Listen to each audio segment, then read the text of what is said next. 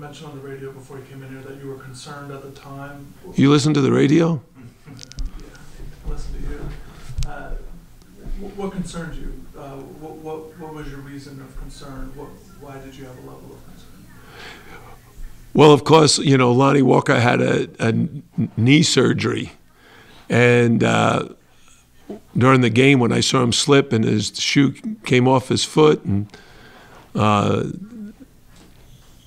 what you don't want to do is, if there is a very minor sprain or twist or what have you, to exacerbate that by playing him a lot in the second half, and then have it become, rather than a very minor issue, become a major issue. And thank goodness it's right now kind of a non-factor.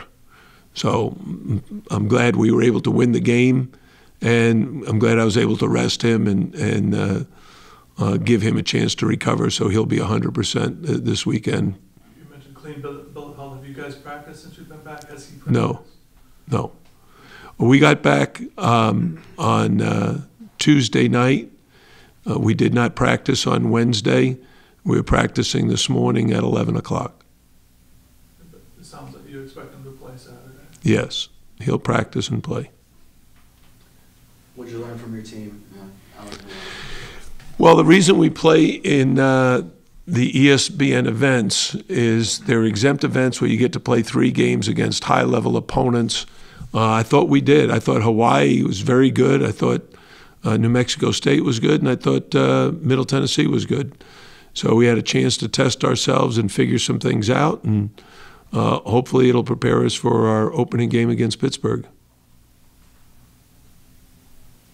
What did you see with Bruce Brown midway through the tournament, you know, scoreless at halftime of the second game, and then those last 3 halves that you had seemed very much more aggressive offensively? Well, I think to be successful in basketball, you got to be the aggressor. And we thought Bruce was playing way too conservatively, and we let him know that at halftime of the New Mexico State game. And he came out and was on the attack and made some buckets, and I think got himself going. And I didn't even take him out. I wasn't going to let him, you know, sit on the bench and brood about missing a shot or something. I wanted him out there competing. And then against Middle Tennessee, I played him like 39 straight minutes. So I think he's in a good position now mentally. And moving forward with him, is that what this team needs for him to be that kind of offense? Yeah, he needs to be an all-conference player. He needs to be what he was last year for many games, you know, a leading scorer, a leading rebounder, a leader in assists. I mean, he's very, very capable in all those categories of being very successful and helping us succeed.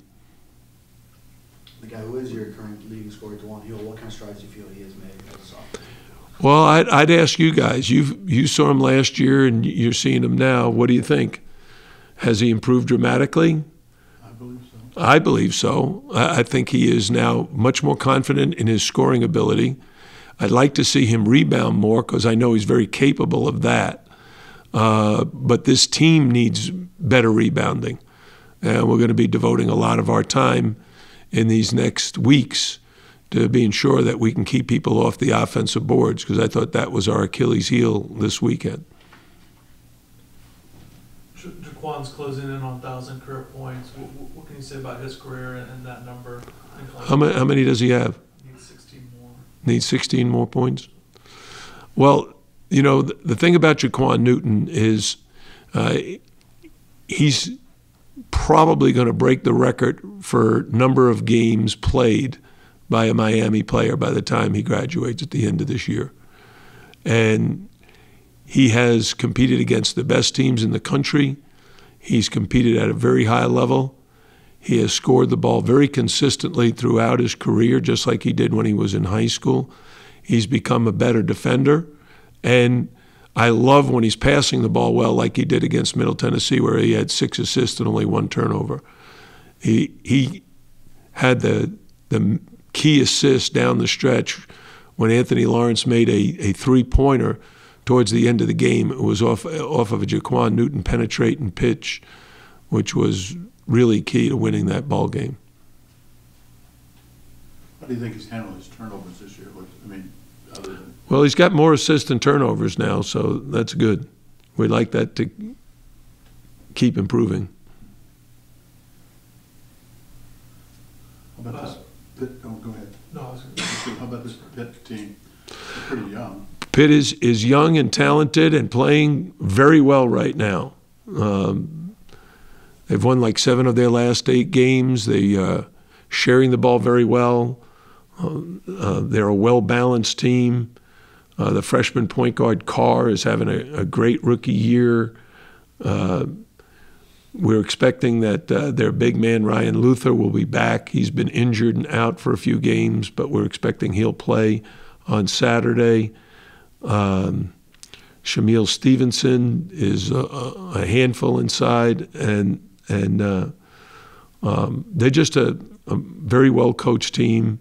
Kevin Stallings does a great job, and they run a ton of things offensively. And you got to be very, very good defensively to guard them. Have you faced Kevin Stallings, played against the Kevin Stallings team? I don't know whether. Last year. Well, was he there last year? Yeah. Okay, I was thinking that he. Okay.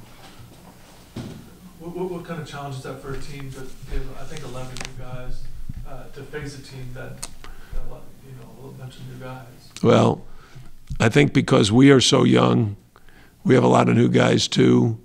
I think that's the purpose of the non-conference schedule, to kind of get familiar with different styles of play and the different kind of offenses you're going to have to defend.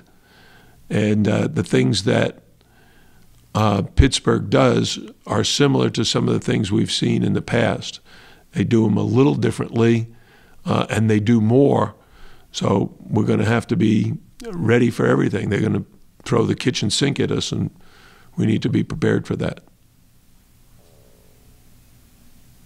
I don't know if we're talking to you before the next game, but Georgia Tech, any comments on that? Their team different, but they bring back a lot of players. Yeah, I think it's really too soon for me to make any comments about the Georgia Tech, because my focus is totally on Pittsburgh right now. Any second thoughts, I guess, on this long extended road thing? I mean, you knew it going into the season, but I mean, did you? Yeah, you never really can plan. I didn't know what our conference schedule would be. 3 of the first 4 on the road is pretty tough, especially coming off of a month on the road in the non-conference.